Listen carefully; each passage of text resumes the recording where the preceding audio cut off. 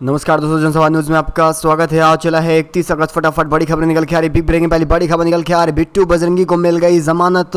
नूंह में जलाभिषेक यात्रा के दौरान रहा था बड़ा आरोपी, लेकिन खट्टर सरकार ने दिलाई जमानत। बताएंगे इसके बारे में किस तरह से बुरी फंसी खट्टर सरकार। एक और बड़ी खबर निकल के आ रही है। कर्नाटका में गृह लक्ष्मी योजना शुरू कर दी गई है। राहुल गांधी ने कहा 100 दिन में हमने पूरे कर दिए अपने सभी वादे। कांग्रेस जो कहती है वो कर कर दिखाती है, बीजेपी नहीं है कांग्रेस। एक और बड़ी खबर निकल के आ रही है। इंडिया अलायंस की तीसरी बैठक को लेकर शेड्यूल हुआ जारी। 31 अगस्त से लेकर 1 सितंबर के बीच होने जा रहा है महाघमासान। एक और बड़ी खबर, हरियाणा विधानसभा मानसून सत्र के अंतिम दिन गूंजा नूंह का मुद्दा। खट्टर सरकार पर उठ रही उंगलियां। वहीं एक और बड़ी खबर निकल के आ रही है। जी हां दोस्तों, बता दें आपको, निरस्त हुए कांग्रेस नेता धीररंजन चौधरी के निलंबन पर अब उठ रहा सवाल। निरस्त हो जाएगा कांग्रेस नेता धीररंजन चौधरी का निलंबन, जानेंगे इसके बारे में। वहीं हिजाब को लेकर भी बड़ी खबर निकल के आ रही। कर्नाटका में हाई कोर्ट ने रद्द कर दिया पूरा फैसला, आखिर क्या रहा ये बताएंगे। वहीं एक और बड़ी खबर निकल के आ रही है। सियासत में जुबानी जहर, स्वामी प्रसाद मौर्य का जीभ काटने पर मिलेगा 10 लाख रुपया। ये किसने कहा ये भी आपको बताएंगे। एक और बड़ी खबर, लखनऊ सिविल कोर्ट के बाहर वकीलों ने किया जमकर हंगामा, लाठी चार्ज हुआ है, विरोध प्रदर्शन रहा जारी। आखिर क्या वजह रही है आपको बताएंगे। वहीं एक और बड़ी खबर निकल के आ रही है। जी हाँ दोस्तों, कांग्रेस नेता राहुल गांधी ने कर दिया बड़ा ऐलान, कहा बीजेपी झूठी है, पीएम मोदी मक्कार हैं। ये भी आपको बताने वाले हैं। ऐसी तमाम बड़ी खबरें निकल के आ रही है जिनको जानना आपको बेहद जरूरी है। लेकिन उससे पहले आपसे एक छोटा सा निवेदन है, अगर आप हमारे चैनल पर नए हैं तो चैनल को सब्सक्राइब बेल आइकन जरूर दबाइएगा। देश दुनिया की फटाफट बड़ी खबरों को पाने के लिए दरअसल पहली और सबसे बड़ी खबर, बिट्टू बजरंगी को मिल गई जमानत। नूंह में जलाभिषेक यात्रा के दौरान हिंसा भड़काने का रहा था आरोप। जी हां, आप सही सुन रहे हैं। 31 जुलाई को हुई हिंसा के आरोपी फरीदाबाद के पवर्तिया कॉलोनी के रहने वाले राजकुमार उर्फ बिट्टू बजरंगी को जमानत दे दी गई है। आरोपित को अदालत ने 5,000 रुपए के साथ इनको जमानत दी है। साथ ही इनके ऊपर आरोप रहा था कि शांति व्यवस्था न बनाए रखने के लिए इनके ऊपर 5,000 रुपए का जुर्माना लगाया गया। वहीं दूसरी तरफ देखा जाए, ये निर्देश दिया गया है कि अगली बार किसी भी तरह से शांति भंग न की जाए। बिट्टू बजरंगी की ओर से जमानत याचिका अधिवक्ता एलन पासवार तथा सोमदत्त शर्मा ने मंगलवार को लगाई थी, जिस पर बुधवार दोपहर में अतिरिक्त जिला एवं सत्र न्यायाधीश संदीप गुल्लर की अदालत में बहस हुई थी। पुलिस की ओर से जमानत देने का जांच अधिकारी और सरकारी अधिवक्ता के विरोध किए थे। अधिवक्ता एलन पासवार ने दलील रखी थी, जिसमें 15 दिन बाद मामला दर्ज हुआ था और इसमें गिरफ्तारी हुई थी। लेकिन यहीं पर देखा जाए, खासतौर पर खट्टर सरकार पर भी सवाल उठ रहा है, क्योंकि उन्होंने बताया था जिहादियों का जीजा कहकर। खासतौर पर नूंह में जो हिंसा भड़की, उसके पीछे सबसे बड़ा आरोपी कोई और नहीं बल्कि बिट्टू बजरंगी रहा था। आप इसे किस तरह से देख रहे हैं, जिस तरह से 5,000 रुपए के हर्जाने के साथ बरी किया जा रहा है? अपनी राय कमेंट के माध्यम से दीजिएगा। एक और बड़ी खबर कर्नाटका से निकल के आ रही। कर्नाटका में राहुल का बजा है डंका, 100 दिन के अंदर पूरे हुए सारे वादे। राहुल ने कहा कांग्रेस बीजेपी की तरह झूठ नहीं बोलती है। कर्नाटक में कांग्रेस सरकार बनने के बाद लगातार ताबड़तोड़ अपने वादे पर काम कर रही थी। 100 दिनों के अंदर देखा जाए तो कांग्रेस ने जितने भी बड़े वादे किए थे सारे पूरे कर दिए हैं, और भले ही उसमें केंद्र सरकार अड़चन क्यों न डाली हो।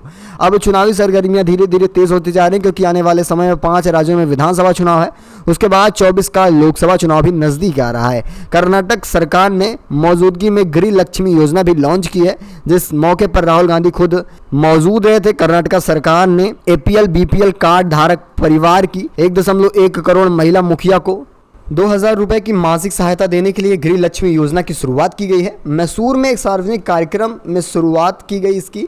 खड़गे की मौजूदगी में इस कार्यक्रम का आयोजन हुआ था। वही देखा जाए, मैसूर कर्नाटका कांग्रेस सांसद राहुल गांधी ने गृह लक्ष्मी योजना के लाभार्थियों के बैंक खातों में प्रत्यक्ष लाभ हस्ताक्षरण का माध्यम से राशि को हस्तांतरित कर दिया है। आप इसे किस तरह से देखें, जिस तरह से लगातार सरकार बनने के बाद कांग्रेस काम कर रही है कि आने वाले जो विधानसभा चुनाव रहने वाले हैं उसमें भी कांग्रेस की सरकार बनेगी, या फिर ईवीएम का फिर से खेला हो सकता है।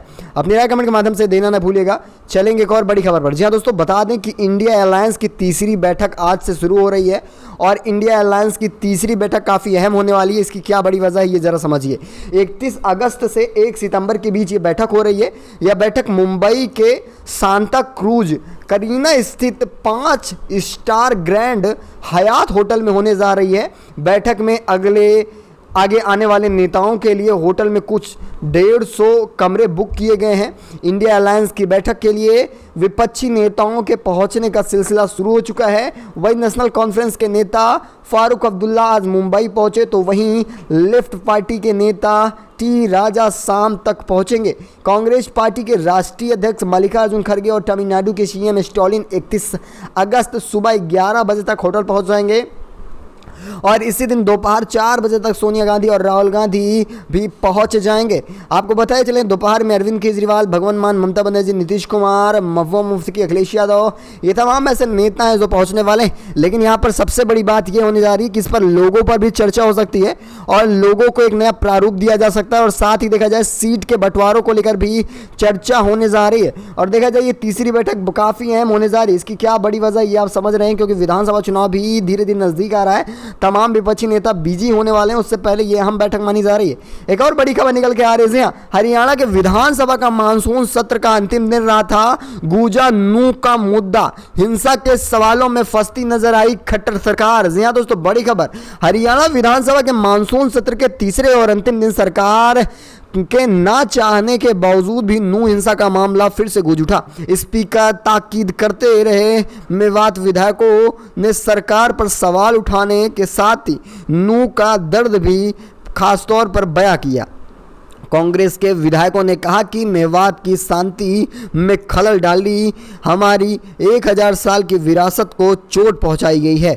वहीं खट्टर सरकार का डबल गेम भी बाहर आ रहा है। एक तरफ सरकार ने सदन में नूह हिंसा पर चर्चा नहीं होने दी, दूसरी तरफ सदन के बाहर विधानसभा कैंप में भी बड़े बयान दिए गए और इससे सरकार की नीतियां और नीयत साफ हो गई है। नूह हिंसा पर विधानसभा में मानसून सत्र में मामला सब जस्टिस होने के ऊपर चर्चा हो रही थी, जिसमें मुख्यमंत्री मनोहर लाल खट्टर के ऊपर सवाल उठना शुरू हो गया। यहाँ पर देखा जाए जहाँ एक तरफ संसद में हंगामा हुआ तो दूसरी तरफ देखा जाए बिट्टू बजरंगी को भी जमानत दी गई। काफ़ी बड़ी बात मानी जा रही है। इसे आप किस तरह से देख रहे हैं? क्या इसी तरह से न्यायिक व्यवस्था चलती रहेगी? अपनी राय दीजिएगा। क्या सत्ता में बदलाव होना चाहिए? ज़रूर बताइएगा। एक और बड़ी खबर निकल के आ रही है, आपको बताते चले लगातार जिस तरह से खास तौर पर देखा जाए हिजाब को लेकर विवाद नहीं थम रहा है, तो इसको लेकर वहीं कर्नाटक से एक अच्छी बड़ी खबर निकल के आ रही है। हिजाब के समर्थन में नारे लिखने वाले मुस्लिम और मोहम्मद जामुल के खिलाफ दर्ज जो आपराधिक मामले थे कर्नाटका हाई कोर्ट ने रद्द कर दिए। ये सब बीजेपी सरकार के कारनामे रहे थे, लेकिन हाई कोर्ट खासतौर पर जब कांग्रेस की सरकार आई उसके बाद भी न्यायिक जो खासतौर पर फैसले हैं वो भी सही तरह से निकल के आ रहे हैं। लेकिन इससे पहले तमाम जो फैसले थे केवल और केवल एक समुदाय और एक जात के आधार पर किए जा रहे थे। इसे आप किस तरह से देख रहे हैं, निराश दीजिएगा। एक और बड़ी खबर, जी हाँ, सियासत में जुबानी जहर घोला जा रहा है। स्वामी प्रसाद मौर्य की अगर कोई जीभ काट रहा है तो उसे 10 लाख रुपए का इनाम मिलने जा रहा है। यूपी के मुरादाबाद में कांग्रेस मानवाधिकार प्रवक्ता कस्टोर जिला चेयरमैन सपा नेता स्वामी प्रसाद मौर्य के हिंदू धर्म को लेकर दिए गए विवादित बयान की निंदा करते हुए खुद भी उसके खिलाफ जहर उगला है। उन्होंने मौर्य की जीभ काटने वाले को 10 लाख रुपए का इनाम देने का ऐलान किया। हालांकि कांग्रेस ने उनके बयान में खूब पल्ला झाड़ा है।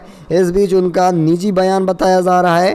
कांग्रेस नेता गंगाराम शर्मा ने मंगलवार को एक प्रेस नोट जारी किया जिसमें कहा स्वामी प्रसाद मौर्य न केवल तुलसीदास रामचरितमानस बल्कि हिंदू धर्म का अपमान कर रहे हैं। इससे आघात होकर उन्होंने ये बुनियादी बयान दिया जिसमें उन्होंने कहा कि अगर कोई स्वामी प्रसाद मौर्य की जीभ काटा है तो उसे 10 लाख रुपए मिलेगा। उधर कांग्रेस जिला अध्यक्ष असलम खुर्दी का कहना है कि कांग्रेस नेता का बयान उनकी निजी बयान रहा है, पार्टी से लेना देना नहीं है। यानी कि देखा जाए निजी जो झगड़े लड़ाई थे उसको बयानों के जरिए और पार्टी के ऊपर थोपने की कोशिश की जा रही है। वैसे स्वामी प्रसाद मौर्य लगातार रामचरितमानस और राम जी को लेकर ऐसे तमाम चीज़ों को लेकर विवाद में रहते हैं। इन सब के पीछे आपकी क्या राय है, अपनी राय दीजिएगा। एक और बड़ी खबर पर चलते हैं। जी हाँ दोस्तों, बड़ी अपडेट निकल के आ रही है। लखनऊ के सिविल कोर्ट में वकीलों का हुआ है जमकर हंगामा। हापुड़ पुलिस लाठीचार्ज से नाराजगी और विरोध प्रदर्शन रहा जारी। यूपी के हापुड़ में वकीलों पर लाठीचार्ज के विरोध में अवध बार, लखनऊ बार, सेंट्रल बार और वक्स ट्रिब्यूनल एसोसिएशन के अधिवक्ता न्यायाधीश के विरत रहे। वकील आज हड़ताल पर रहे। इस दौरान विरोध में अधिवक्ताओं ने प्रदर्शन भी किया। कुछ बार संगठन की चेतावनी देते हुए पुलिस पहले से ही सतर्क हो गई थी। आज लखनऊ में पुलिस बल भारी संख्या में तैनात रही।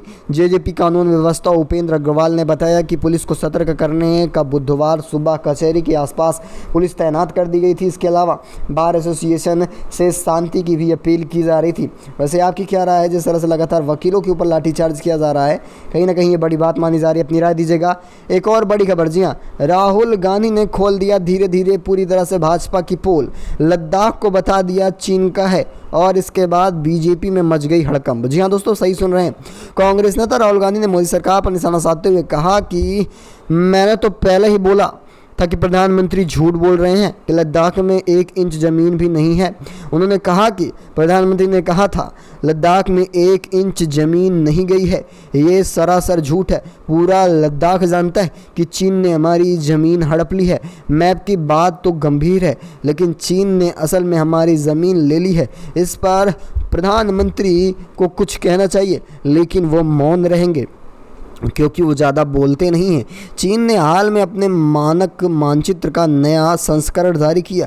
चीन द्वारा मानचित्र जारी करने में विवाद खड़ा हुआ है। दरअसल चीन ने भारत का अरुणाचल प्रदेश, अक्साई चीन, ताइवान और दक्षिण चीन सागर को अपने क्षेत्र में दिखाया है। इसके बाद भारत ने कहा कि अरुणाचल हमेशा से भारत का अभिन्न अंग रहा है और हमेशा रहेगा। कांग्रेस ने चीन के मैप पर कड़ी आपत्ति जताई है।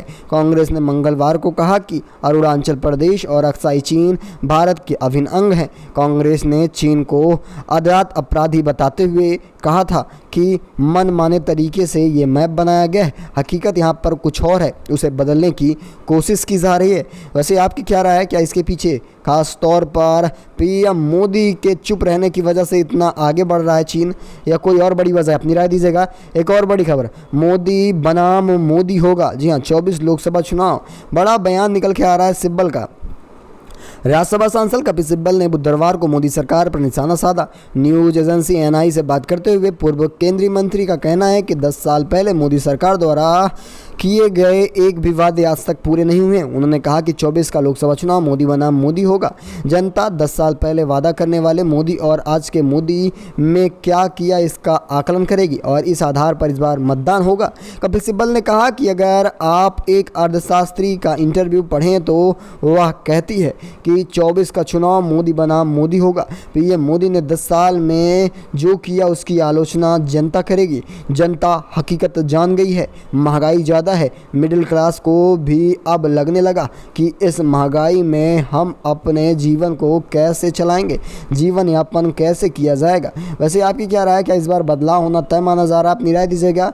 एक और बड़ी खबर, जी हाँ, भारतीय कुश्ती संघ के चुनाव पर रोक बरकरार। सुप्रीम कोर्ट में दखल देने से किया इंकार। जी हाँ, बड़ी खबर निकल के आ रही है। भारतीय कुश्ती संघ चुनाव पर रोक जो लगी उसको हटाने के लिए याचिका खारिज कर दी गई है। सुप्रीम कोर्ट ने इस मामले में हस्तक्षेप करने से साफ इंकार कर दिया। न्यायमूर्ति अभय एस ओका और न्यायमूर्ति पंकज मित्तल की पीठ ने याचिकाकर्ता आंध्र प्रदेश एमच्योर कुश्ती संघ ने अपनी शिकायत के साथ हाई कोर्ट का दरवाज़ा खटखटाने को कहा है। इस महीने 11 अगस्त को खासतौर पर पंजाब और हरियाणा उच्च न्यायालय ने भारतीय कुश्ती संघ के चुनाव पर 28 अगस्त तक रोक लगाई थी। इस फैसले के खिलाफ सुप्रीम कोर्ट में याचिका दाखिल की गई थी, जिसे आज हस्तक्षेप करने से इनकार कर दिया और कहीं ना कहीं याचिका को भी खारिज किया गया है।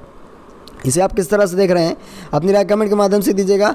वहीं एक और बड़ी खबर निकल के आ रही है छत्तीसगढ़ से। भूपेश बघेल ने पीएम मोदी को लिखा है पत्र, जिसमें ओबीसी को अलग कोड देकर जनगणना कराने का अनुरोध किया जा रहा है। लगातार विपक्षी पार्टियां, खासतौर पर देखा जाए तो जनगणना को लेकर काफ़ी ज़्यादा सक्रिय नजर आ रही है, लेकिन एक तरफ बीजेपी जनगणना कराने को तैयार नहीं है। छत्तीसगढ़ के मुख्यमंत्री भूपेश बघेल ने प्रधानमंत्री नरेंद्र मोदी को एक पत्र लिखा है। अन्य पिछड़ा वर्गों के लिए अलग से कोड निर्धारित करते हुए राष्ट्रीय जनगणना कराने का अनुरोध किया जा रहा है। उन्होंने स्थानीय बेरोजगारों का और रोजगार उपलब्ध कराने के लिए बात कही है। एमएसडी में भी मुख्यालय हैदराबाद में भी इसको लेकर एक पत्र लिखा गया है, जिसमें आह्वान दिया गया है। भूपेश बघेल ने पत्र में लिखा कि मेरे द्वारा अप्रैल 2023 में छत्तीसगढ़ राज्य में अन्य पिछड़ा वर्ग के व्यक्तियों को 27% आरक्षण लाभ दिया जाएगा और इसके लिए उन्होंने कहा कि जनगणना केंद्र द्वारा कराई जाए। इसे आप किस तरह से देख रहे हैं? अपनी राय दीजिएगा।